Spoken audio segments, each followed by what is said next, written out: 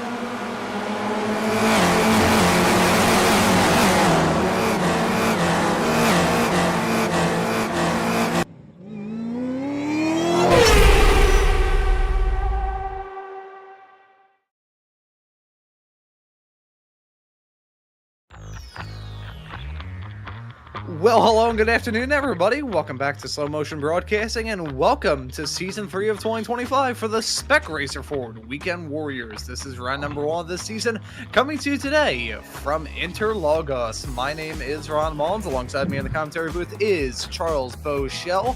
Guido Marzucchi is our producer for today's broadcast. Charles, one last season opening race here in the Weekend Warriors, and we are finally leaving the UK and heading off to Interlagos. This is a track that I don't think I've seen before in my time covering the Spec Racer for the Weekend Warriors, but it's a track that can put on some absolutely awesome racing. So I'm expecting a rather intense fireworks display here today. What do you think? I think you're absolutely right, Ron. This is one of those tracks that's there's lots of good places for battles here. You're going to see lots of side-by-side and some nose-to-tail racing with these cars. Is there some pretty long straightaways or at least places where these cars are going to be flat out. So I'm looking forward to a pretty tight pack in amongst the battle for the lead today. Yeah, I'm expecting some rather intense racing, especially with those long flat-out blasts heading out of turn number 12 down into the Senna S right towards the very end of this lap, and down the head to Aposta, the back stretch between turns number 3 and 4. That's going to be a rather good overtaking opportunity as well. Mhm. But expecting some fun here to get this season up and rolling and ready to rock. As some new names joining this series, some returning names coming back to this series, and one of them is Marco Pinheiro. Perfect time for me to mention that, as he just jumped up to the provisional pole to 147, I should say, 147.322. Now, Charles, the both of us have some experience covering Marco Pinheiro and the very talented spec racer Ford racer that he is. Yeah, when Marco's on, he's extremely difficult to not even just not beat, but keep up with. He's just that fast in this car. I've seen him do things that I wouldn't expect. Obviously, with this group of cars or the group of drivers we have here in the Spec Racer series, I just I just think back to a few seasons ago when he left everybody in the dust at Long Beach, won that race by like 15 seconds. Nobody else was even in the same zip code. So yeah, it's going to be one of those that we'll have to keep an eye on. Now, not to say that he's impervious. He can be humbled a little bit at certain tracks, and obviously we've got some other fast drivers in here that are capable of at least mounting a challenge. Yeah, we've got some absolutely fantastic racers, and one of the most experienced here in the Weekend Warriors world is the man we're following right now. Felix Samoa is in the number 31 car, and as we're at this stage in qualifying, let's do an onboard lap with the driver who's currently slotted in 5th, unless he comes out pit lane, which I doubt very highly. Yes, he's got to stay on track.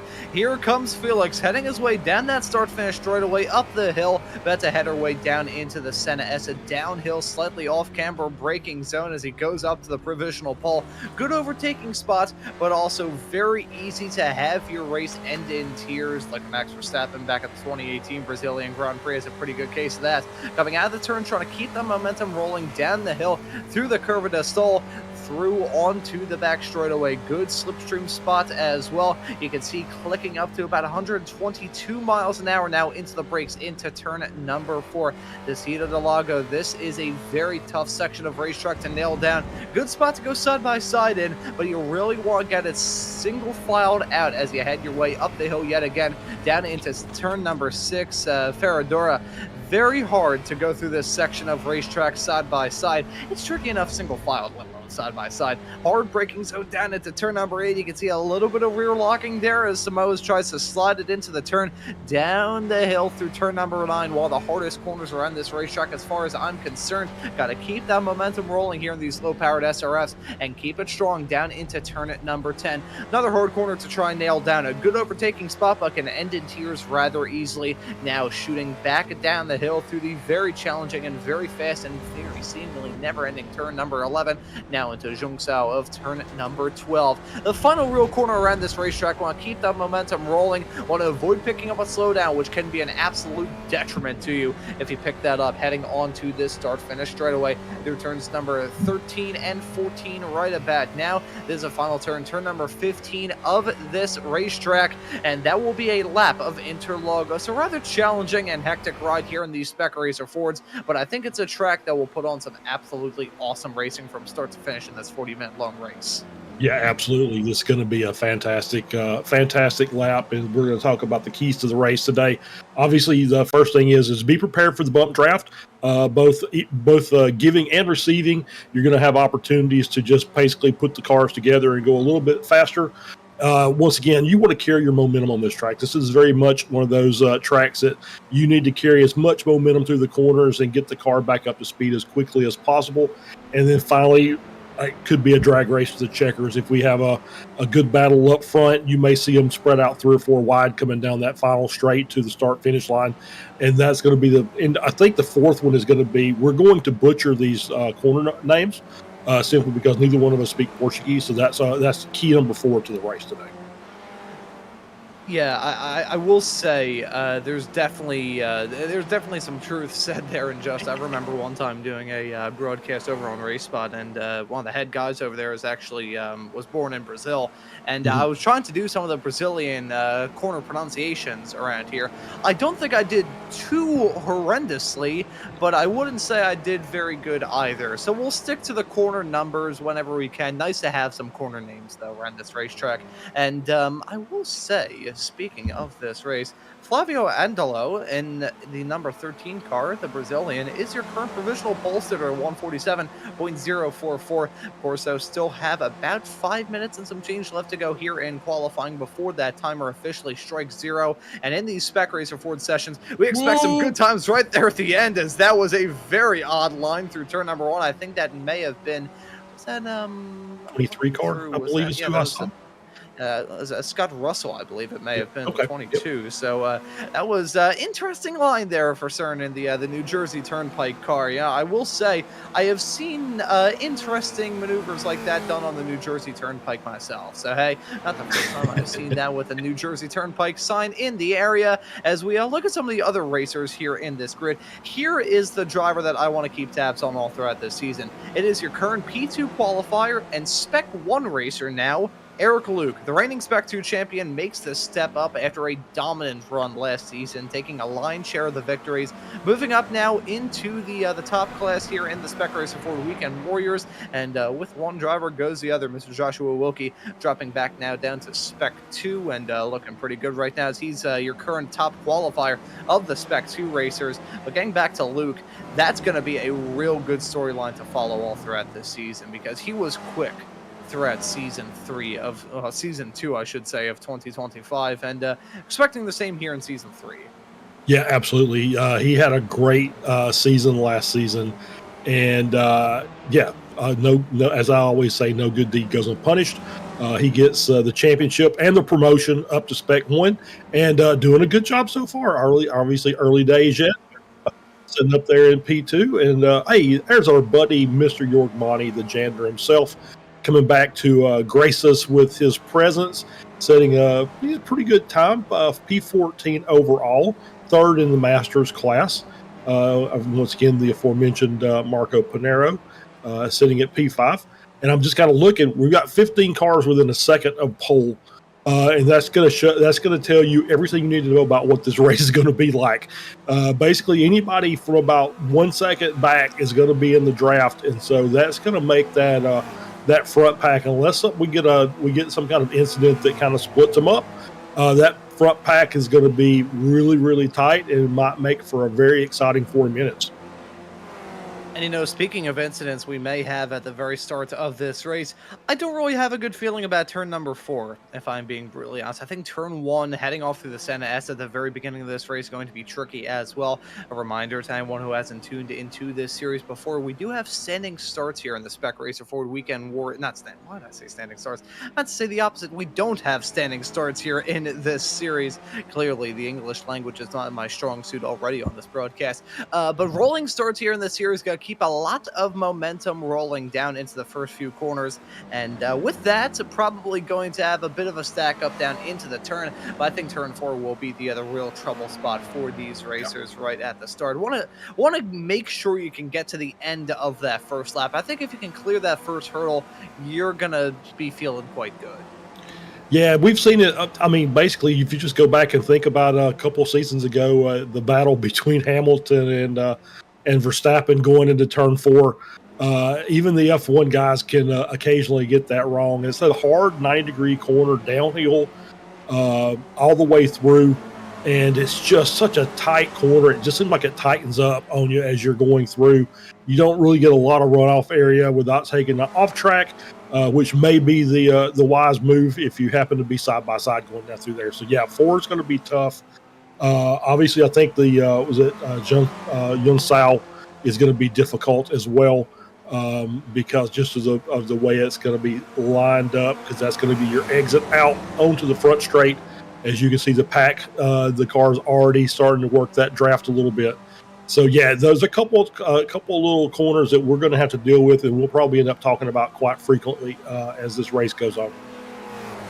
And one more thing to raise, talking about this version of the track that we do have here in the sim, the skin is rather old of this. I don't know exactly how old the other scan is 100%, but I do know that it's rather up there in terms of iRacing road circuits, at least in terms of foreign road circuits. There's some here in America, Sonoma.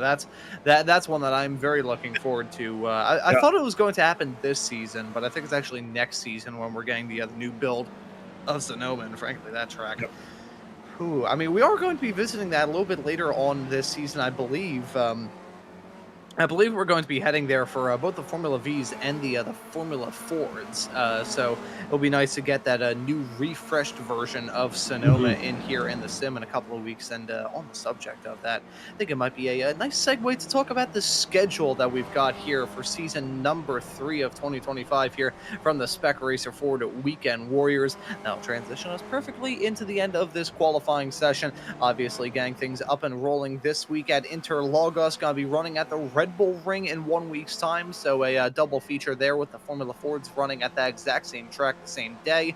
Hungaroring, that was a pretty good race last season. Jason Perry just tumbled down in turn 1. I have no idea how he managed to do that, but I'm quite alarmed that he was able to do such a thing. I just caught that at the corner of my eye. But following Hungaroring, I'll be running at Lime Rock Classic, which was the season opening race for season 3 of last year here in the SRF Weekend Warriors, so nice to return there. Jerez on the moto layout. Now, this may be a bit bad to say this as we're running here at Interlagos. Jerez, the chicane on that moto layout, is actually named after Ayrton Senna. They ran that version of the track in 1994 following his passing at Imola. That chicane is frankly a disgrace to the man's name as far as I'm concerned. But that will be race number 5. Laguna Seca will be race number 6. Sebring, that's going to be a fun one for week number 7. Oran Park on another moto layout. I'm not exactly sure how the moto layout of Oran Park looks.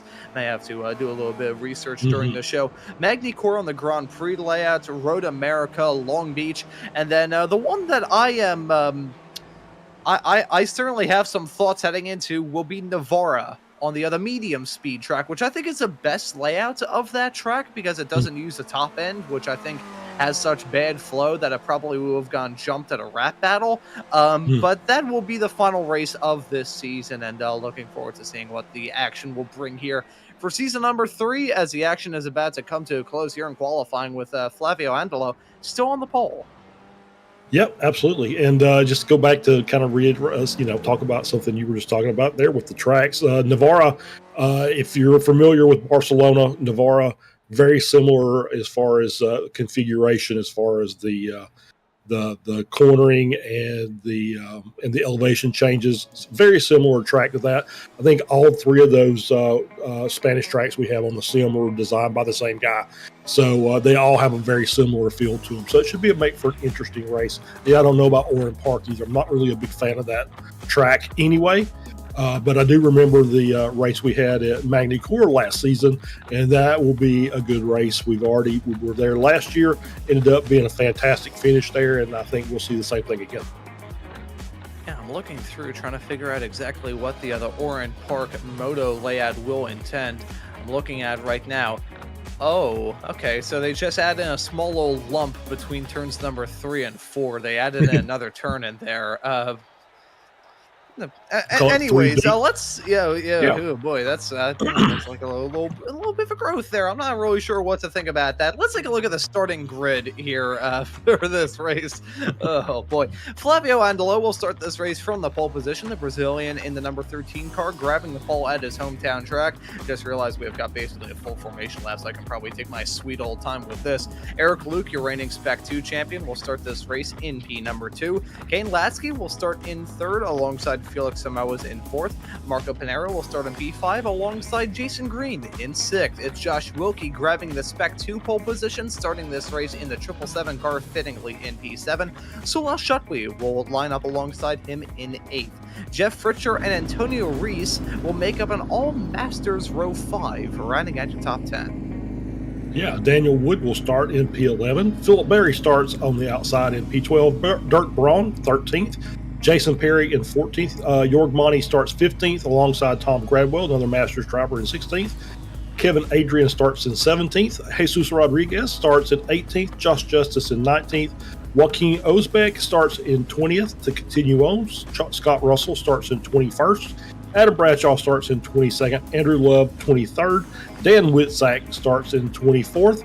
Jose Santiago, Puerto Rico, starts in 25th. Ian Gibson starts in 26th. Good to see Ian back. Brad Cathcart starts in 27th. Peterson Roca starts in 28th. Rian Teesing starts in 29th. Michele Baglini starts in 30th. Mario Crimser starts in 31st. Russ Telker rounds out your 32-car grid. And we got the answer to the question that we were looking at before the race. And so Al Shutwi is from Kyrgyzstan. That's the flag. That's the flag. That's the flag he's driving under. So that's what we're going to say. You know, we were having a conversation about this right before the start of the show, and I will say they're very nice. Kyrgyzstan. I got the opportunity to be in school with a couple of English as a second language students from that sort of region of the world: Russia, Uzbekistan, Kazakhstan. The only problem I ever had was one time in science class back in 7th grade, I was put into a project with only English as a second language kids. So I had to do the entire project basically by myself, which was understandable. You know, they were busy trying to learn English, which I can understand, I can totally respect. But I was still left here being like, I have to complete this entire slideshow by myself. I feel like I should get double points for all this. These drivers, though, regardless of how well they do in this race, they won't get double points, but they will definitely have a bit more importance here in this opening round of the championship. Want to start this season off on the right foot, get a win if you can, and you've got two very good drivers starting this race from the front row. Your reigning Spec 2 champion of Eric Luke came oh so close to winning races during last season, not only as a Spec 2 racer, but overall race wins. He got oh so close to winning many races overall last season. And Flavio Andallo did not walk away with a race win during that season, but man, he was really consistent, and a rather consistent fourth throughout that season as well. He was quick, he was fast, and we're looking for a great start to this season as the green flag is out and the drivers are on their way. Look at Kane Lasky in the Flower Power car looking to power past the two front row sitters down into turn number 1. Lasky goes for the dive, and Andallo gonna get shuffled back farther down as it's gonna be 4 wide, ending in tears a little bit farther in the back. Jason Perry gonna have a half spin. He keeps it going in a straight line. That's Osbeck spinning though, heading his way through the turn. That's gonna end in tears for the driver of the 110 car. Multiple drivers getting caught up in all that drama as they head their way down into turn number 4. Is Eric Luke in front of Kane Lasky, in front of Flavio Andallo. Yeah, absolutely. Good start by everybody. Basically, we saw that one little issue with Usbeck. He is on the back of the pack, so he's still going to be able to try and fight and make up positions. And I did see, was it Russ Telker? I think was up 8 positions already, so great start by Russ. Brilliant start from him. A brilliant start for a lot of the racers up and down this grid, and a bad start for some as well. Flavio Andallo looking to maybe try and he stopped the bleeding very early after a not very good start. I think as the green flag came out, he was still trying to get some tire temperature. Try saying that 5 times fast. Clearly it didn't work out well for me. But Flavio Andallo, it looked like he was still weaving, trying to build up some temperature in those tires before the green flag came out. So could be part of the reason why he's now dropped down to 4th behind Felix Samoas. After skipping out on a decent chunk of last season, he is back here, and he is back with a vengeance, looking to try and do well after coming up close and not really able to get it done last season in a championship title defense. Looking to do it this year. Yep, as I got the call from Guido, there was a little drama. We'll see if we can figure it out. Looks like maybe Tom Gradwell sliding down a little bit. He's fighting with Scott Russell right now back in the mid-pack as we've got Luke and Lasky leading the charge down the front straight into the Senna S. Luke hangs on to the lead for the time being. So we did figure out in the first lap as we're fighting through the Senna S now that 3 wide was okay, 4 wide was too much. So we'll keep that in the memory bank for next time. And it being the Spec Racer Ford, it takes a little while for them to complete the lap, but we are now on lap 2 with Eric Luke holding on to the lead in front of Kane Lasky in P2. Felix Moes, Flavio Angelo, and Marco Pinero round at your top 5. Josh Wilk, your leader in Spec 2, as Jeff Fisher, your reigning Masters champion, is your top running Masters racer here at the present moment. Looking at that pack at the front of the field, though, it is very, very tight. I would say outside of a cushion being built up between Flavio Angelo and Marco Pinero, pretty much the rest of the top 12 are all covered by a rather large blanket, but a blanket nonetheless. Yeah, so basically we'll talk about our timing and scoring tower. Is you'll see the different colors. If it's in white, it's greater than a second. If it's in yellow, it's between a half second and a second. And if it's in orange, it is between a half second and nothing. As you can see, not a lot of white on that board right now. Everybody's still pretty much nose to tail. Yeah, just looking through it, holy cow, that's absolutely insane. It's just a constant stream of Spec Racer Ford cars running around this racetrack. You absolutely love to see it. And looking through, you've got a white gap with Andallo and Pinero, then another one between Cathcart and Whitsack. That's about 3.5 seconds. And then the two drivers of Ian Gibson and Jose Santiago a little bit farther in the back. They've lost touch with the rest of the field. So take a look at the other drama that befell at the start of this race involving Joachim Osbeck. We saw him spin coming out of the second part of the Senna S, and that's exactly what happened. Yeah, and you saw and you see a couple more cars in the chain there get checked up and have a little other half spin, but it's just tight racing going down into the Senna S where the track really tightens up, and there's not really more than one or two decent lines through there at speed, and as you can see, just Crimser there into the. Couldn't even see who that was. Was that the 426 car of Teesing maybe? So yeah, it's pretty tight battling all the way through, and obviously with the car stacked up, you get the contact between them. And you are correct, that was Teesing. As we're taking a look at a moment involving Russ Telker in the 260 car. Let's follow him in this replay. Little wide coming out of Hunsao, and gets it back on track. So yeah, just a little bit of an off track there. We're gonna glitch, but that's fine, as we're going to get another on board here, another shot from Ian Gibson as we're working our way down. Looks like we're headed down into turn 1. Ooh, a little lock up behind there, and then Gibson just a little too much throttle there coming through the beginning of the S, and loops the car around a little bit, does a little damage to the front end. That's going to slow him down, but should be able to get that repaired quite easily when he comes in for his pit stop. And you know what I said about turn number 4 being the drama point at the very start of this race? That I don't think could have been any more wrong if I tried. I think everyone managed to get through there clean, and then through this Senna S at the very start, a couple of corners beforehand, was when the drama really started to kick off. So if anyone would like my job here at Slow Motion Broadcasting, why not write to us? But we're looking at a fight involving Andrew Love, Adam Bradshaw, and some others right towards the back end of this pack. Very close quarter stuff as they head their way down the Senna S. Looks like Jesus Rodriguez is going to have to slip back in tow. Runs a little bit wide out of the turn. That's the thing with the Senna S. You get a little bit off through the first part. It's just going to snowball out of control from there. It's like a bobsled tournament at the Winter Olympics. You lose a second at the top of the hill, it's going to snowball to 4 by the bottom end of the track. Absolutely right. Yeah, you have to have the line right. Otherwise, you get crossed up at the beginning. There's really no way to recover that without losing tons of time by slowing the car down. So as you can see, the gaps now, Pinero's now to 0.7 of a second, so that gap's tightening up.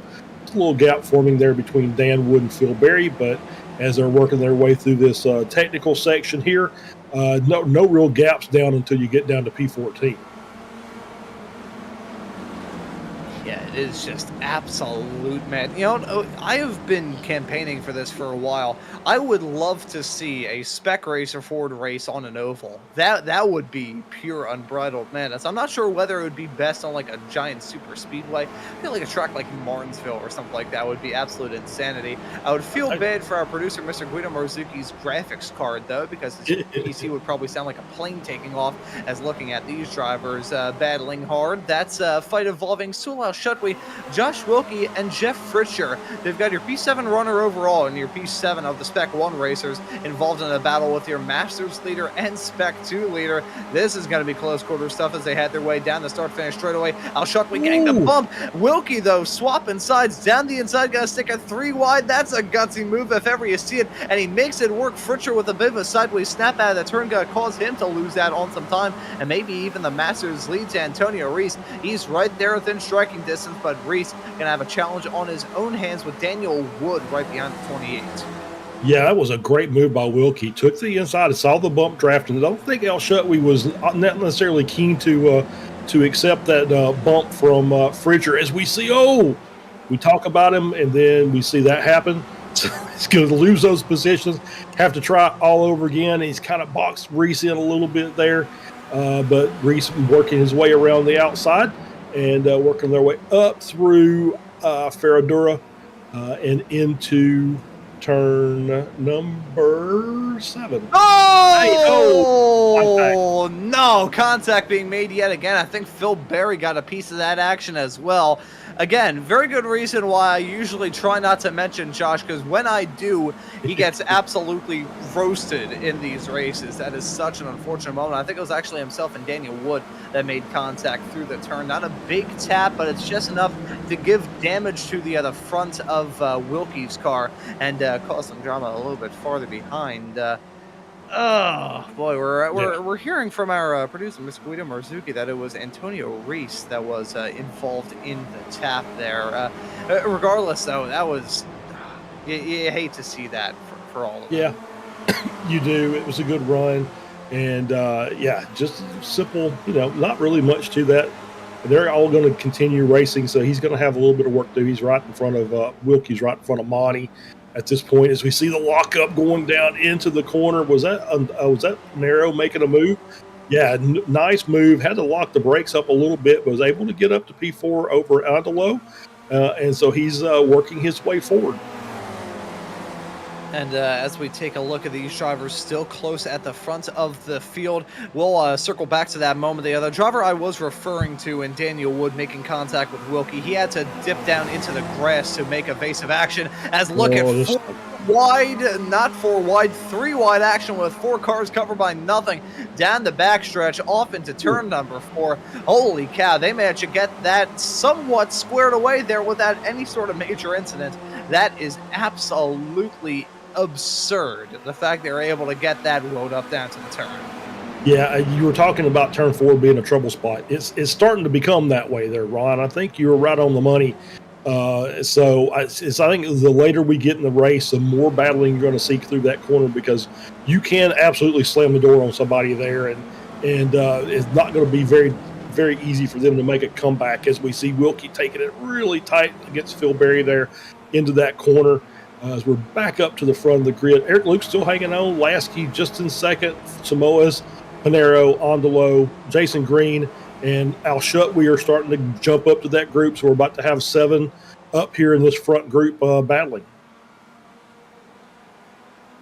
Yeah, and you could just faintly, under the sound of the engines of these race cars, you can slowly but surely hear the Jaws theme begin to play as the likes of Jason Green and Salah Shuckley and others may try and close up to this pack here in the not too far off future, as here comes Panero down the inside of Kane Lasky down into turn number 1 and book it. That's going to be Marco Panero jumping his way up into P2. We can never discount Marco Panero in these races. We truly cannot, as contact being made. Spinning around is Jorg Monty. He kept it going, had to turn his tires into rectangles to make sure that car didn't hit the wall, but Monty with a big sideways moment heading through the turn. That was really all kickstarted with side-to-side contact with Wilkie and Monty. And I'll tell you what, next week for the Formula V's, Jorg, please show up to that race and please come into the interview booth. I will make sure those two can have a chat, because now I'm in to see that. Yeah, I don't think there was anything necessarily wrong with that. I think it was just got good side-by-side battling between those two. Josh had a good run and was able to get side-by-side along with him, and they just kind of battled. A little contact made, but kind of strange to see Jorg make a little bit of a mistake like that. But he hasn't been in here very much lately. So we'll give him a little bit of race rust for that little issue that he had there. Yeah, no, there's really nothing wrong with those two racers making the contact through the Senna S's. I just like to see the TMZ sort of stuff go on just for the heck of it. But, maybe I'm just a psychopath, potentially, possibly. I'm not entirely too sure. What I do know for sure is that Eric Luke is going to try and utilize the opportunity that he has right now to pull a gap, as it's now half a second to himself and Marco Panero, which, granted, usually is practically nothing, which it really still is. But considering the other gaps that we've seen up towards the front of the field thus far in this race, a half a second feels like a vast yawning chasm, even though it went down to about 0.2 of a second down into turn number 1. And look at that. We now have Jason Green and Sol Al-Shutwi involved in this. Al-Shutwi saying his personal best lap of the race last time by. So we've had a flurry of pit stops with Tom Gradwell, Jason Perry, and Brad Cathcart all making the call to pits. Yep. So that's our pit cycle open, 13-minute mark of the race. That means we're looking at. I think that's probably pretty late as far as the entry. My guess would be that we'll probably make it to around the 30-minute mark to have everybody come in. This obviously there's a little bit of elevation involved in this, just where the track location is. So these normally aspirated engines don't always perform their very best because they have to do a little bit of extra work because of the light air. And so you might see a little bit shortened as far as our pit cycle. Either way, this is going to be it's going to be a chaotic race. I mean, these Spec Racer Fords, they always put on good shows. They always put on close shows, but the novelty has never really worn off for me, Charles, and I think I can speak for you when it comes to that as well. Seeing these racers run nose to tail in the way that they do week after week, it never grows stale, because how are they like in a series like this with so many different drivers from so many different backgrounds? I mean, let me put it to you this way. In the top 5, we have 4 nationalities represented. All of them are in A-class, but you've got drivers in iRating ranging from 7,000 all the way down to 3. And I say that about the top 5. That's about the top 2. Marco Panero at 7.6 thousand iRating. Eric Luke at 3,800. And they're now swapping around with Panero now jumping in front of Luke. Yeah, absolutely. Panero takes the lead for the first time, and we've got now another car joining this battle. Jeff Richer has now made it to the back of this pack, so 8 cars up front. Antonio Reese, as they continue to battle up front, will be the next car that potentially gets involved.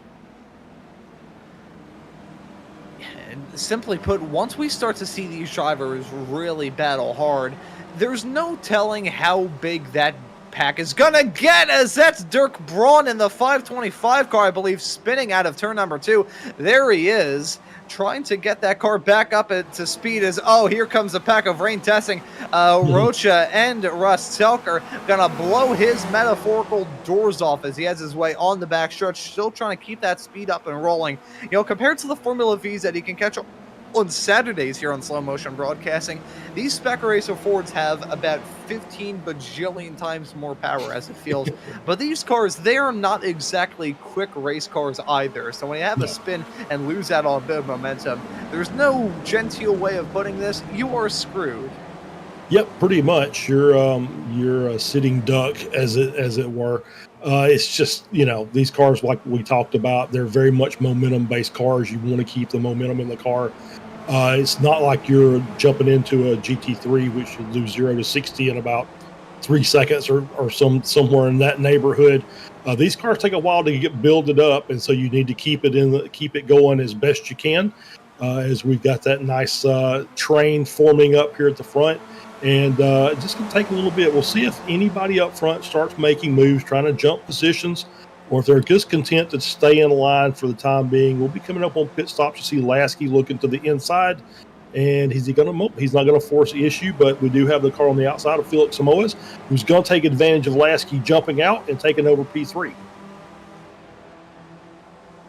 And yet again, some of the standout stars from this series putting on some good moves. Felix Samoas is a driver who I still feel like is a bit on the underrated side of things when it comes to the Weekend Warriors world. We know how good of a racer he is in these Spec Racer Fords. He won the opening race for the Formula Vs just the other day here on SMB. So Felix Samoa is a very talented racer and currently finds himself in third. Cannot discredit the Portuguese driver in terms of potentially being in that conversation to win this race at the end of it all. And all that drama, let's jump a little bit farther towards the mid-pack of this field and this racing action involving the likes of Adam Bradshaw, Kevin Adrian, Jesus Rodriguez, Scott Russell, and Andrew Love being the rear gunner in this pack. Look at Russell trying to get a move done down the inside of Jesus Rodriguez into turn at number 6, and contact being made heading through the turn. Rodriguez going to hold on to it. Oh, Kevin Adrian dropping back now. That was a beautiful save from Rodriguez. Yeah, great job. Obviously, a little bit further back, we saw him up at the front, racing for the win there in the Formula Fords race earlier. So hanging around P18. Obviously, different driving style involved between the Formula Fords and the Spec racers. I think you saw that for a couple of drivers who normally would run this race and not the other, but jumped into the Formula Ford just for a lark, and you can kind of see them struggle a bit. Because obviously that's more of a kind of a oversteery type car. This one very much of a understeery, a pig more or less, if you want to call it that. Does not want to make those corners, and you have to kind of massage it through. But obviously Pinero knows what he's doing because he's trying to stretch that gap out. I don't think he's going to be able to. I think the draft is just too strong here for these cars, and once they get lined up and they get on the straightaways, I think they can close this down pretty short order. We saw it earlier where he would lose 3/10 down the front straight. I think he'll lose a couple of tenths here, and everywhere he tries to stretch the gap, they'll just bring him back and draw him back in, and they'll continue on this nose to tail until they come in for the pit stops. And I think that may be the difference in the race today. And I think the best way I could probably put it, break out the clock for one of my very odd analogies here, but I could probably best describe the change going from the Formula Fords to the Spec Racer Fords here for these Weekend Warriors drivers who just so happen to race in both. It's basically like going from a career change as a garbage collector to working at a shop full of scented candles. That's a very odd comparison, but I feel like that's the best way to describe the change that these drivers have to do in their mind. So take a look at a moment involving Michele Viglini and Jason Perry nearly collecting himself and all of that. Viglini in that nice Rexy tribute scheme, gonna take a bite out of the wall coming out of the turn. Not the ideal line coming out of the Senna S. No, I think he just maybe a little bit too hard back on the throttle, but I love the fact that Michele's in here week in and week out. I think I mentioned this at some point. He doesn't really do a lot of official races, but he's here almost every week to come out and race in the Spec Racers and hang out with the rest of the drivers, and is always a really respectful driver. When he's off the pace, he doesn't really get in and try to mix it up. And he just kind of runs his race and does the best he can and finishes in a good position. But I think even toward the end of last year, he was up in the top 6 or 7 in the points for the Spec Racers just from the sheer fact that he was here and racing every week. As we saw those racers complete that lap a couple of moments ago, caught my eye the fact that Jason Green there slotted in P6 in the 160 car just set not only his best lap of the race, but the best lap of the race at all. So Jason Green looking like he's got peak at the right time, just past the halfway mark. Now I think they're practically at the halfway mark as they cross that start finish line a couple of moments ago. So think about the hecticness we've had thus far in this race and realize, folks, that we still have the second half left to go. And to say the point that I was going to say, without a crash for Michele Viglini going on there, going from that Formula Ford car into the Spec Racer Ford, it's like changing careers from being a trash man to being a scented candle salesman. It is just complete change. You go from one extreme on the spectrum to another extreme. Super tough to try and switch your mind from one end to another, going from the Formula Ford into the Spec Racer Ford, because despite the fact they share one word in common in the name of the car, pretty much entirely different. Yeah, it's you can see it. We'll just use Antonio Reese as an example. He would run both races each week, even though it's 2 or 3 o'clock in the morning. But he'd come out and race the Formula Ford, then race the Spec Racer.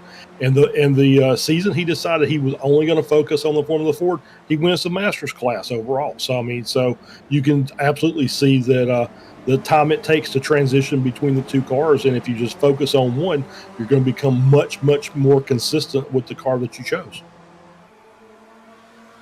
And I think that's part of the reason why we definitely have a different group of drivers in the Formula Fords when it comes to the Masters class that we do here in the Spec Racer Fords. You look at some of the drivers here, the likes of Jeff Fritcher, your reigning Masters champion. Don't really see him run in those Formula Fords. Antonio, he didn't run in the Spec Racer Fords last season, and Jeff Wubker did rather well in Masters last season over there in the FFs. Don't really see too much of him here in the Spec Racer Fords. So funny how that sort of stuff works from time to time. Jose Santiago, he's made the call to come down pit lane in the 219 car, run a little bit farther in the back, but I do think that is, I wouldn't necessarily say the starter pistol, but that blank ground is certainly getting to the point where it will soon be chambered, getting now into crunch time for these drivers making that call to come down pit lane. Yeah, absolutely. As you see, I'm trying to think of the good name based on Antonio's new picture, and I want to say the Race Farine, but I don't know that sounds really good or not. But obviously, yeah, it's the Wolverace. There we go. That might be it. The Wolverace is sitting there. He's trying to claw some of that time back. He's only 3 seconds off of Fritcher there, so he's still hanging in there. But look at this. We're all coming in. Okay. I was gonna say, we do have a couple. Oh boy! I saw Eric Luke get so close to that pit attenuator, and I think I nearly had a freaking heart attack. He's come down pit lane. He had a very close call against that wall, probably shaving the lettering off the side of that race car. Thankfully, though, Eric, being very generous, will be sponsoring some of these broadcasts in a couple of weeks with himself and Cloud Valve. So we will be hearing from some of those sponsors. Oh, I thought Adam Bradshaw was going to get out of that without contact being made, but Andrew Love went to the wrong side of him, got a small little tap. I think Andrew Love, he's come down pit lane, probably some damage on that car, along with Adam Bradshaw. But Eric Luke making that early call to pit. We usually see this a bit from Eric. He's usually that one to go for the somewhat off-the-wall strategy compared to the rest of the drivers involved in that pack. I wonder if this will be the trendsetter, though. Will we see anyone come into the pits and shadow that call? Yeah, excuse me, we'll see. I think it was, obviously he's just doing an alternate strategy for the rest of the group. I can kind of feel that, just by obviously from doing this so long, Jason Green's just kind of hanging out back there, saving fuel as best he can. He wants to go for that short pit stop. So Eric's trying to take a little bit of a different strategy. He's got 3 cars up in front of him, 13 through 15, Scott Russell, Jesus Rodriguez, and Kevin Adrian. He's going to do his best to try and climb on the back of them and get that draft and try and use them to pull him along and pick up some valuable pace that he's not going to get riding around by himself. So it's a good strategy if it works out. If he gets hung up behind them, that's obviously not going to play into his hands real well. So we'll see how the rest of the guys, if we starting people coming in, Pinero's in now. And Marco Pinero being the latest driver to come down pit lane in the number 16 car, and let's see how that strategy call works out for him.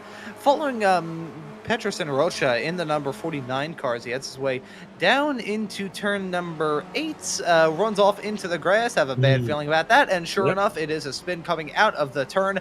That midsection of the racetrack, really, from, I'm not even going to break it down to turn number 6. I'm going to say it's turn 7, which is just basically turn 6 part 2. From turn 7 all the way down through into turn number 11.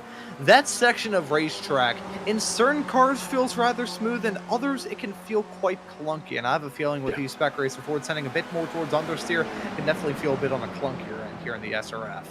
Yeah, absolutely. I think you're exactly right. Is we're on that section of track now, and it's there's curbs out there that you can use, but obviously some cars handle them better than others.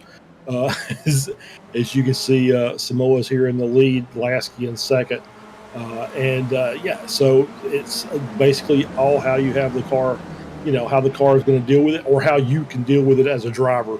So some of these curbs you can take, some not necessarily, but you obviously see if you get off in the grass, the car does not like it and will spin you out in a hurry.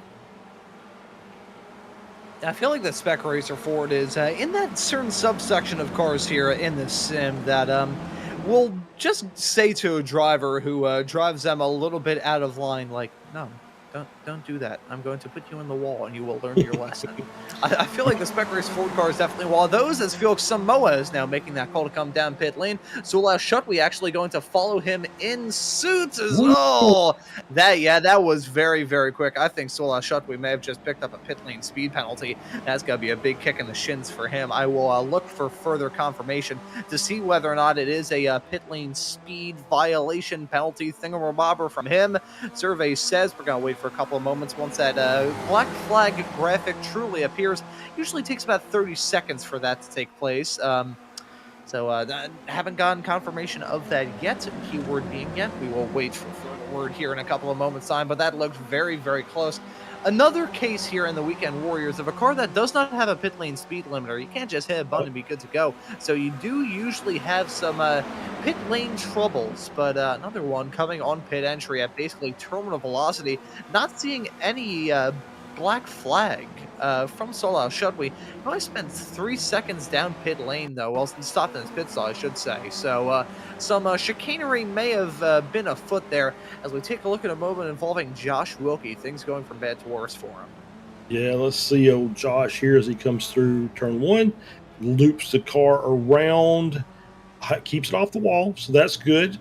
And I think, if I was watching correctly, I think once he gets it turned back around, he comes right back out with York Monty. So it may be York versus Josh part 2 here in short order. We have to keep an eye on that. We saw another car coming through the grass there. Here's Valini. And is he going to have another little incident here? I'm kind of thinking that he is. Coming around the corner and just a little too much. Same thing. Just kind of oversteering the car to try and bring it back in line, not wanting to get off the track. And as you can see, too much. And everybody's in the pits now except for Ondelo, which is kind of what we expect. Yeah, Flavio Ondelo, the driver synonymous with being one of the last to come down pit lane, and looks like that will be the case yet again. Looks like also has a updated picture with our wonderful SDK graphics that we have here on slow motion broadcasting. So he will stay out for one more lap. Caden Lasky going to cycle out into the race lead. Jason Green going to be slotted in P3 potentially. He's locked in a battle with himself and Felix Samoa. Felix already out there on the racetrack. Jason Green coming out. Here's Lasky going to exit out in a comfortable P2. Jason Green going to be right in between Marco Pinero and Felix Samoas, unless Samoas has anything to say about it on the outside. Green going to back out of it and slipping behind Eric Luke in the process of all that. Sola Shutway, that was a very quick stop from him, slotted in P8 at the present moment. It looks like he has avoided any sort of penalty. As I'm looking through, the only two drivers with a black flag at the moment are Peterson Rocha and Josh Wilkie. So unfortunately, things going from bad to worser to even worser still for Wilkie. But surprising there from Al Shutway, the fact he avoided that. Don't have a pit time for him, at least on my graphic. So I'm not entirely sure how long he's going to be staying in that spot. I'm seeing 2.5 seconds in STK timing and scoring for stop time for Al Shutway, which I don't think is going to be enough. I don't think he's managed to save that much fuel to begin this race in order to do a splash. It kind of feels like maybe he didn't have, here's Ondelo in the pits. Kind of feel like that means he didn't have the fuel set. And he had a fast repair on, so he took the fast repair, went back out. I think that means he's going to have to stop again. And I think Wilkie came back in. I think his black flag might have been for incident points. Yeah, I think that was potentially it. The same could be said about Peterson and Rocha as well. Unfortunate for those two racers. They've had their own incidents. They've had their own drama. Flavio Ondelo has made that call to come down pit lane. Eric Luke set the fastest lap of the race last time by, so he's not going to go down without a fight here at Interlagos. And Ondelo, I should say, defaulting back to the incorrect pronunciation we're hearing as it was from last season. But Flavio Ondelo going to be exiting out side by side with himself and Eric Luke. Luke. I think he's going to back out of it. Slip back behind Luke and right in front of Jason Green, who's got Jeff Fritcher involved in that action there as well. You know, of all the classes here in the Weekend Warriors world that can be the ones contending for an overall race win, it usually ends up being those Masters racers. Now, last season, we did not see a non-Spec 1 driver win any of the races throughout the Weekend Warriors last season. In all 36 races, it was a Spec 1 driver grabbing the checkered flag. Who knows? Maybe it's just those odd-numbered seasons, and here in season number 3, I end up seeing a Masters driver do well. And if anyone's going to do it in the Masters class, I have a feeling Jeff Fritcher would probably be in that discussion. Yeah, absolutely. He's definitely one to contend in the Spec Racer. Does a great job in these cars. Is always running up front. I can say the same thing about I would put him in the same category as guys like Antonio and Jorg, Kurt Nunez when he's out here, Chris Murakami as well, who I haven't seen in a while. Kind of miss Chris. He's a great driver in the Spec Racer as well. It's he's one of those. You see a little lock up there. I think that was Gradwell sliding back. Just a little too hot coming into the corner, manages to get the car off the racing line and catch it. And big winner, obviously, Kane Lasky coming out in P1. Big loser of the pit cycle was Phil Berry, who I believe did get the 40-second pit entry speeding penalty. His stop time was 53.8. As some of these racers who may be down in this battle at the moment aren't entirely out of it. So Shotby last on by, setting the best lap of the race. So first driver, I believe, thus far to break into the 146s there as well. That is a barn burner of a lap time. Sola Shotby, a very talented racer here in the Spec Racer for the Weekend Warriors world, grabbed a couple wins a couple of seasons ago. Did not visit victory lane last season here in the SRF Weekend Warriors season, but looking right at the present moment. Let's see how he'll be able to do throughout the season. These drivers are catching up to a back marker, which I believe is Michele Viglini, currently slotted in P32 at the present moment. Gotta say this as well, Charles. We're coming up to the checkered flag in about 6 minutes' time, and Michele Viglini will be the first driver to go a lap down in this race. Yeah. It just goes to show you how tight the pack was. Even the ones that kind of have kind of broken off from the lead group because of maybe spins or something like that, they're still pretty tightly packed together. You don't see single cars out there running. You see big packs of cars out there running, and that's just the nature of the track. If you get out by yourself, you're going to get caught up by the cars behind. We see it at the high draft tracks, like if we go to like a Homestead or Daytona and run the road course there, the big long straightaways will make single car runners become pack runners in short order. Unfortunately, you're going backward from the rest of the group. Ooh, as I thought we were going to see Marco Pinero maybe get a move done on Kane Lasky down into turn number 1. Getting into crunch time, and I think we're going to see these racers not necessarily go for a move fully expecting it to work, but I think they're going to go for the moves thinking that, okay, I want to get some research and development time in terms of developing a strategy to be able to get these spots at the very end of this race. And plus, we're not necessarily going to... Contact with Scott Russell and Jason Perry. No. Guido, you jinxed it. He said, nice save, and then right as Guido said that, Jason Perry loops it. See, Guido, you're not immune to giving people jinxes. It's not just commentators that do that. Perry did a good job catching the car, but then obviously with the skid, the tires are just, nuclear hot, and they don't tend to deal with the reapplication of the throttle very well. If you're trying to make turn the car around, you'll get that half spin that we saw Perry get. As we're back up to the front here, and I don't know. I think Lasky hopefully learned from the last time coming down into turn 1. You probably don't want to leave that inside open. You probably want to make turn 1 as tight as possible. Otherwise, Pinero will stick his nose down in there and take that spot away. Okay, here we go. Josh again. Coming down into 4. And this is what's turn 4 is so tricky. As you see, downhill, you headed the descent down. into the bottom of the track there as we're too wide at the front, maybe 3 wide. Oh boy. Okay. Oh no! Contact being made with Samoas, and that right there was Panero dropping down like a rock. Contact made as they headed their way down into turn number 1. I was shocked they were going 3 wide. I was shocked that they didn't come to blows, and then I was doubly shocked when I saw the front 2 just skid off the track and give the race lead to Eric Luke in it all. After that moment, a couple of moments ago from Josh Wilkie, he's decided to call it a day. We are getting close to the end, though, in this race. A white flag potentially going to be in the air, not this upcoming time by, but the next time by. Certainly will be close in terms of time, but I think they may have just barely missed it. And we think about these close calls in terms of when's the white, when's the checkered, when is this race going to end. We have to bring up the fuel discussion as well and look at who may be feeling good and who may be feeling bad. And we think about the fuel game, we think of P3, the professor, Jason Green. Yeah. When you think about fuel, you think about Jason. I'm also thinking about El Shutway. We still kind of feel like he's not going to have enough fuel. That's Jason Perry coming through way too fast. I think this is maybe a bit of frustration. I think that's exactly what it was. He landed it. They did stick the landing. So well done with a little corkscrew.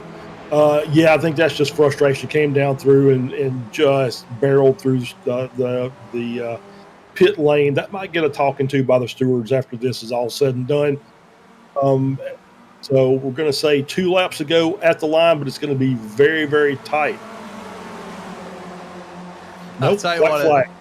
Oh, they're getting the white flag here. That was super, super close, but they did get the white. One more lap of racing action. I think these drivers, knowing that's the white, they're thinking, okay, time to crack the knuckles. It is crunch time here at Interlagos. Eric Luke gonna lead them coming at turn number 3 for the final time in this race. They're 3 wide farther in the back with Green, Andalo, and Samoas, but Eric Luke gonna try and build up that cushion between himself and Kane Lasky. But I wonder, is Eric Luke in the right spot? If you're leading coming out of the final turn, how much of a sitting duck are you going to be in that run up to the line? If you get a bad exit, you're certainly going to be a sitting duck, but even if you get a great one, will being in the race lead out of turn number 12 of Zhongzhou right at the end of this race be the good spot? Yeah, I don't think so. I think you probably want to be in Kane Lasky's position running in second. Kane's going to have to stay right on his tail as we're seeing the battles behind. Green up to third, Samoa's in fourth, Al Shutway up to fifth. Looks like he's going to hang in there, so he's going to go for broke here, even with that short pit stop. I think I saw Eric Luke potentially miss the apex down into turn at number 8. Runs a little bit wide out of the turn. That's going to make sure that Kane Lasky is right there within striking distance. He's going to try and maximize that run out of turn number 12. May see this run up to the turn be a bit of a parking lot. No, it looks like, maybe potentially. I think we saw Eric Luke potentially slowed up a little bit big into there. I think he was just trying to maximize the run out of the turn. You can see that gap, though, less than a quarter of a second between Lasky and Luke as they head their way up the hill for the final time. Look at Jason Green and Felix Samoas. I think they're too caught up in their own battle to really try and mount a fight. Luke gonna throw the block. Lasky gonna swap back to the outside. Luke, he wants to win this race. Is he going to? He will. Eric Luke is your winner here at Interlagos. It was definitely an aggressive block for sure down into turn at number 1. But he had to do it. He had to do it coming up to the line. I'm not sure how Kane Lasky is going to like that, but the taste of champagne is not going to get any qualms from Eric Luke. No, absolutely not. Great defensive driving by Luke. Lasky just missed it, 300th of a second between those two cars. And it looks like, if I'm counting this right, looks like the top 8 are within a second at the finish line as we see another photo finish there between Justice, Russell, Osbeck, and Gradwell, almost virtually coming across the line at the same time. Kevin Adrian going to win in Spec 2 at the end of this race. Nice result for him at the end of it all. We were so focused on that drama up at the front of the field. Can you necessarily blame us for it? As we got a photo finish coming here right to the line. That's between Santiago and Barry. Phil Barry going to win out in all of that, finishing in P23. But to the point that you raised a couple of moments ago, Charles, Yeah, the top 8 at the end of that race, after 40 minutes of racing action, and looking at the exact time that Eric Luke crossed the line, it was 40 minutes and 2 seconds. Oh, Mm. what in the world? That was tragic. I apologize for what just happened to my voice a couple of moments ago. But Eric Luke ended that race 2 seconds, 2.5 seconds over the other 40-minute time window. So Yeah. talk about it being close right towards the end. That white flag call was very close to try and make. And yeah, the top 8 were covered by 1.6 seconds flat at the very end of it all. That's just very close. And how did so we still need to ask the question: did we have a timing issue, or did Al Shutway stop for 2 minutes at 2.4 seconds and have enough fuel to get to the end of the race? That was a great drive and a great strategy call by Al Shutway to finish P5.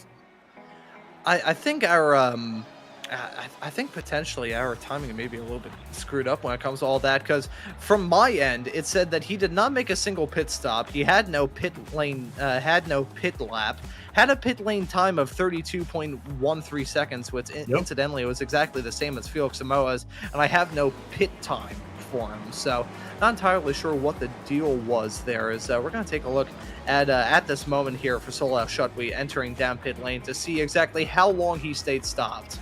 Yep, and a little. Oh, okay. Cool. Okay, so yeah, just a timing problem. Okay, that makes more sense. I was curious that he figured out a strategy that nobody else had managed to figure out, which is odd. That doesn't normally happen in this series. But great bit of driving. But once again, by Al Shutway to get a top 5, so it's a good start for him to the season. Great start by Fritcher, obviously, with another Masters class win. Take out the camera. In P6, and yeah. So looking at trying to find, was it Ozbek getting the just carnage as usual at the end of these races. I'm back now. I've been able to pull myself together. It was just, oh boy, one of the drivers was playing one of the songs off the Titanic soundtrack, and it's very emotional to me in the YouTube channel. There you go. My heart will go on. Alrighty, let's take a look at the results at the end of this race. You know, and that's the great thing about the Weekend Warriors. You got a fantastic race from start to finish, some photo finishes, and then you just see some cars do some stuff that I'm not even sure is physically possible. But hey, it's possible here in the sim. They do it, and hey, I mean, in real life, they probably would leave that crash without a single bone in their body that wasn't broken. But here in the sim, don't have to worry about that. Eric Luke, though, he is your winner at the end of that race. We were talking right before the start of this broadcast how there are so many close calls for him this past season, and hey, he doesn't have to worry about that stupid runner-up finisher question anymore. He is your race winner at the end of today. Kane Lasky going to finish right behind in P2. Jason Green going to round out your podium in 3rd. Felix Samoas will finish in 4th in front of Sol Shutway in 5th. Jeff Fritcher wins it in the Masters class, finishing this race in P number 6. Flavio Angelo in the number 13 car will finish in 7th in front of Marco Pinero. Rounding out your first pack of this grid, Antonio Reese will finish in 9th, right in front of his teammate and old sparring partner, Jorg Mani, who rounds out your top 10. Yeah, Daniel Wood finishes in 11th. Jesus Rodriguez finishes in P12. Josh Justice in 13th. Quiet day for Josh. Scott Russell in 14th. Joaquin Osbeck finishing in 15th. Tom Gradwell finishes in 16th. Kevin Adrian gets the Spec 2 win, finishing in 17th overall. Dan Witzak with his rise to Spec 1, finishing 18th. Andrew Love, Spec 2 P2, P19. And Dirk Braun rounds out your Spec 2 podium in 20th. Brad Cathcart finishing 21st. Adam Bradshaw 22nd. Philip Berry finishing in 23rd. Jose Santiago finishes in 24th. Ren Teesing finishes in 25th. Ian Gibson finishes in 26th. Mario Krimser in 27th. Russ Telker 28th. Peterson Roca in 29th. Michele Valini in 30th. Jason Perry 31st. And Josh Wilkie rounds out the 32 car finishing order. tough day, and Thompson Trophy to boot. Running out of fuel before we get to the end of the race. So bad to worse, and we'll give them a lot of grief about that later. Yeah, so those are your results at the end of today, and I'm still going to try and compose myself, as I think we got some drivers looking to have a chat with us at the end of this broadcast, and first driver that I want to have a chat with is going to be our overall race winner at the end of today, and his Spec 1 debut in a points race here in the Spec Racer Ford Weekend Warriors. Eric Luke is going to walk away with the race win. Eric, welcome into the booth. Congratulations on the win. What a way to get this season up and rolling. It's I still can't believe it. I'll just put it that way. That was an intense race. I think it was 6 wide or 7 cars in the group, lead pack coming into the finish, and I didn't think I would be crossing the line in first on that last lap. So crazy race. Yeah, that was absolute insanity coming to the line. We said this on the broadcast, and I'll relay this stat to you. The top 8 at the end of it all between yourself and Marco Pinero was 1.6 seconds.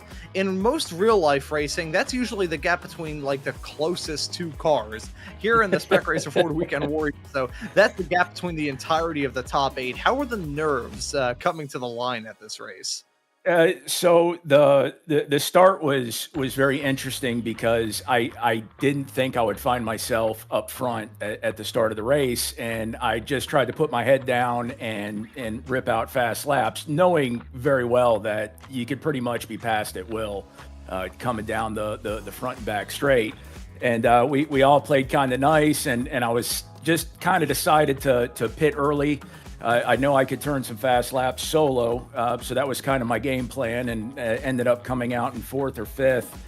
And sitting behind the traffic, you're just kind of wondering, where are you going to get this done? And the flow of the track, it drafts extremely well, so you're not losing touch with the cars in front of you, but it flows so well that there's not really a safe place to pass mid-corners. Without rubbing elbows and potentially taking somebody out. So when we got that massive draft towards the later stages after the pit cycle going into turn 1, and I think a couple of the guys made contact out front, and I found myself in the lead again. I'm like, well, this can't last long. And I just tried to stay focused. I blew one of the corners on the final lap, and it put Kane right back on behind me. And going to the start-finish line, I was like, well, here's a good second place, not bad, and just somehow managed to stay with it. And it worked out very well for you at the end of this race. A draft fest for certain parts of it, and a very challenging layout for a decent chunk of it as well. Kind of got the best of both worlds here at Interlagos. We were talking all throughout this broadcast how interesting of a layout this is, and how challenging of a race it's got to be in the Spec Racer Fords, having that mix of the tight and twisty midsection and the super fast and kind of start to the lap after you come out of the center S.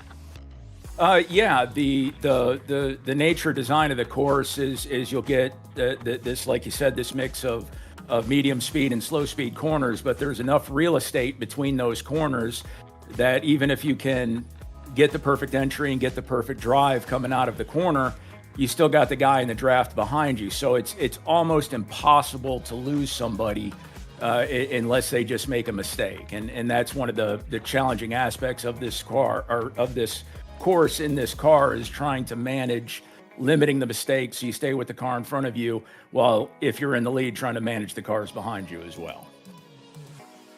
And now looking ahead to next week as we head off to the Red Bull Ring.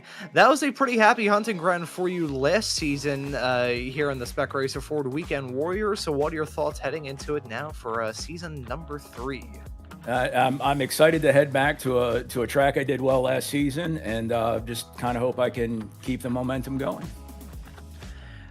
Well, certainly with a race win, going to have a lot of momentum at your back heading into that race. And Eric, congratulations on the win here today, and we'll let you give any thanks or shouts out before we let you go. Big thanks to Cloud Valve Company, and a big thanks to Slow Motion Broadcast. You guys are on it every weekend. We appreciate what you guys do. Thank you very much. And thank you as well, Eric, for making some of the upcoming broadcasts from this season possible from everything that I saw. Well done on the win here at Interlagos, and excites you out on the track at the Red Bull Ring in 1 week's time. See that. And that right there was your race winner, Eric Luke, who is definitely over the moon with his result. And Charles, I am going to let you have the mic now, and I'll drag in someone for you to have a chat with. Well, you know, Ron, I was sitting there thinking about it. We haven't had these two guys in here in a while. Obviously, Antonio we have, but York we haven't seen in a bit. You just want to bring them both in at the same time? We'll just do a dual interview. Yeah, sounds good. I will say I got the chance to have a chat with Antonio after the Formula 4 tonight. Okay. I had to leave that a little bit early. So I'll let you have Antonio and Jorg, because I think Antonio is probably sick of hearing my voice. No worries. Bring Antonio and hey, good night. Gentlemen, good to talk Hello. to you again. Thank you. You me too. Good. Antonio, we'll start with you. Good race. P2 in class, 9th overall. Pretty interesting race. You were up in that front group for most of the race and kind of got shuffled out. Pretty tough driving out there. And of course, this is your first race back in a while in the Spec racer. Yeah, I'm going to be doing again these 3 cars this season, and yeah, something happened. I think a white car. I don't know who was the white car. He have some trouble, and then he come back to the track, and then we touched each other, and then we lost the pack, so we lost the draft from the front guys, and then we still have some pace to keep the position, but it was a very lonely race, at least for me. Was nobody around. Yeah, and that's a difficult race to have to deal with sometimes. Jorg, welcome back as well. You're in and out occasionally, but it's been more out than in here recently. So welcome back into the series. And so P10, 3rd in class. So good result coming back. Yeah. I told Antonio while racing that he should hold back so we can have a little fun together. But he cheated. He stayed ahead, so I'm pissed off on him. No. No, I have already ink limit, so I was afraid to touch any car. I would be disqualified if I have maybe I pass through. I don't know. 13 Don't inks. worry, I would have done that for you. Yeah, well, no, but anyway, sometimes things happen without us. So yeah. I was wondering about that. Sorry. Yeah, well, No, but it was actually fun. Yeah, York had his own issues. He was battling with our colleague Josh Wilkie for a bit there, and had a little bit of contact between the 2 cars. So I was hoping Josh would come in. We'd bring him in and let you publicly shame him. I'm going to shame him. Really, I really do that next time he's on. All right, there you go. There you go. All right, well, guys, congratulations, and we have Red Bull Ring next week. Are we gonna see both you guys in the Spec Racer? Nope. I Yes. have an invitation for a birthday party, so I'm not going to be around. All right, we'll have Antonio, which named the Wolverines. Wolveronio. I don't know if I can say that with a straight. Whatever you pick. All right, guys. Antonio, I'll let you go ahead and give any thanks, and then you just follow him up. Yeah, for the Steve Ray as well, and for the. I don't know if you have sponsors or not this season. I'm still not aware of that, but anyway, yeah. If you just a word of thanks, if there is any, and for you guys for the broadcast, 5 stars, and for the drivers and the viewers on the YouTube, and for money, my buddy. I just want to shout out for you guys, and especially for Ron, because he's so quiet. Is he nervous? Oh, yeah, he is very quiet. I'm not very comfortable being here in the commentary booth. Ron may be intimidated at this point, guys. I'm just going to say. Yeah, and I'm looking for the week after next week, 4th of July, I think, something like that. Then I'm going to race again. Awesome. All right, guys. Well, congratulations. Thanks for popping in together. I do appreciate it anytime I get a chance to talk with you guys. So we'll let you go and celebrate and pick on Josh a little bit. Thank you for having us. Okay, thanks a lot, guys. Thanks, guys. And that right there was Antonio Reese and Jörg Mani. That was a very entertaining interview. Thank you very much for that, Charles. And Hey, I no worries. appreciate that. I'm very much so have stage fright on this. And, I think I mentioned a couple of weeks ago that my first ever Weekend Warriors interview was actually Jörg Mani all the way back in March of 2023. And holy cow, if you listen to some of my broadcasts back then, I couldn't even ad-lib a fart in the Baked Bean Factory.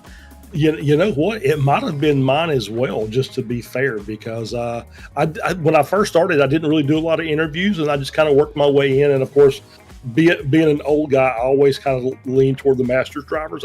So it was probably one of those two, to be fair. Yeah, I remember the first season of Weekend Warriors broadcast we did together, Charles. I would always let you take the Masters class, which I felt kind of bad about when it came to doing the points and all that stuff. I was like, No, I love it. We'll have to get back to that at some point. Give my vocal cords a bit of a rest instead of me just sounding like a cattle auctioneer for an hour and a half straight on. We do have one more. We want to squeeze one more interview in before we get done. Yeah, I think we do. I think we have Kane Lasky up here in the booth. I'll be honest, folks, I kind of guessed when it came to figuring out who it was. So we'll try to get here. Is this Kane Lasky that we're speaking to right now? Yes. Alrighty, how's it going, man? That was a pretty fun race. How about you talk us through it? Yeah, I really love this track and really love this car. And it was a fantastic race. I've been off for, I guess, a few months.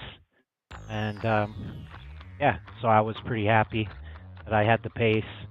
And I just had to make a good pit stop and get the fuel. And I felt like I was going to be there at the end. And honestly, with 2 corners to go, I was like, it's mine. You know, there's nobody behind me and there's no way he could defend, but he did a great job and he must have knew I was going to go low. And I didn't have enough time to go around the outside. 0.028. Great race. Yeah. Can I ask from Guido why the Italian flag for the graphics that we've got? Because I'm Italian American, and yeah, I feel like I was born a racer. I raced motorcycles for 18 years, and it's one of my greatest passions. And honestly, I don't often even care about winning. Like, just to have a great race like that and finish on the podium without hitting anybody is always my goal. I'll tell you what, able to grab a podium at the end of this race, and I will also say, kind of speaking about some of the other cars that you have out there on the racetrack, I believe my paint schemes are up to date. Still running that Flower Power car out there. Whenever I see that car, I'm always tempted to quote George Carlin's Hippy Dippy Weatherman routine, but I feel like I can't do that without getting copyright claims. Always nice to see that car out there on the racetrack, and looking forward to seeing it out there for the Red Bull Ring in 1 week's time. That's going to be a pretty fun race. So what are your thoughts heading off there? It's another one of those tracks that's really fun that you really can't get away because there's too long of straights. And the Flower Power car is like representative of how you win these type of races in these cars. Like, there's no reason to fight until the last few laps. For me, it's always that I don't have a drafting partner, and this is an open call. Anybody that wants to be my teammate, that's what I told Eric, you know, because I never can qualify far enough up front to get away with the lead pack. And the guys from like 7 down to 10, it's like they just don't seem to realize, like, the main goal in the first few laps is don't get hit, don't hit anybody, and stay with the lead draft. And if you do, you have a great chance of winning the race. So it's like peace. Like, let's not battle. Like, let's get up to the front because that's where all the fun is at for me.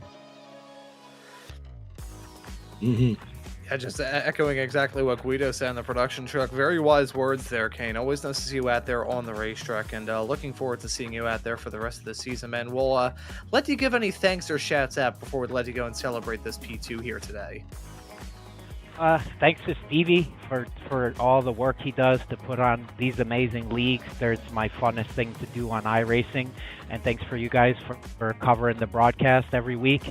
And thanks to the guys that I race with. Like, this Spec Racer Ford is my favorite car to race because these guys are just so fast and good. And if you do beat them, you leave with a smile.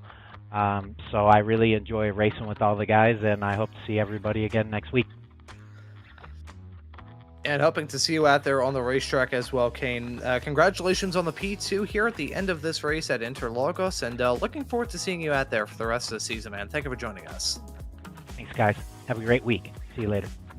We'll certainly try and do that. That right there was Kane Lasky, your P2 finisher at the end of a very exciting opening batch of races from this season. The FVs yesterday, the Formula Fords a little bit earlier on today, and these Spec Racer Fords simply did not disappoint. Charles, what a way to kick off the action from Season 3. Yeah, absolutely. Great race. Both races today were fantastic. Close finishes. It's everything you expect from good racing. Weekend Warriors do it week in and week out. So we saw some great battles for, like I said, both races today, and look forward to Red Bull next week. Their doubleheader. I love the doubleheaders on Super Sunday, where you get both cars at the same track. You can see the differences on how the cars behave. Yeah, Kane's exactly right. It's just going to be another one of those where it's very draft happy. Don't wreck, stay in line, and see if you can stay on the front group until the end of the race, and you're going to have a good result. And looking forward to the rest of the racing action here for season number 3. We got some rather intriguing schedules for the Formula Vs, the Formula Fords, and these Spec Racer Fords. And it's not even done for the action here on Slow Motion Broadcasting today, as coming up later on this evening, we have got the final series for XSLR's 9th season, going to be running the GT3s at Road Atlanta here tonight. That Slow Motion Racing McLaren that we've got on the thumbnails for that is very, very nice. Now, I believe it will be Mr. Joshua Wilkie and our pal from the XMS IndyCar Championship Series, Mr. Adam Thompson, on the call for that. I may potentially be there alongside Adam in place of Josh potentially. I don't believe I will. There may be a potential swapperoo around there potentially. To those who have been tuning in the past couple of weeks, and Charles, you can attest to this, having been the other commentator on the Sim Racers Group F3 show, trying to get some production work from my end, and did a great job. That's definitely a questionable statement. As Guido said, as I was explaining it to him after the Formula Ford race, I do that production work with one monitor, so call me insane. You can definitely call me insane with some of the stuff I've said on some of these broadcasts over the years. But hey, to tune into all this racing action gives you a good reason to subscribe and hit that notification bell here to Slow Motion Broadcasting's YouTube channel, so you never miss out on any of the racing action.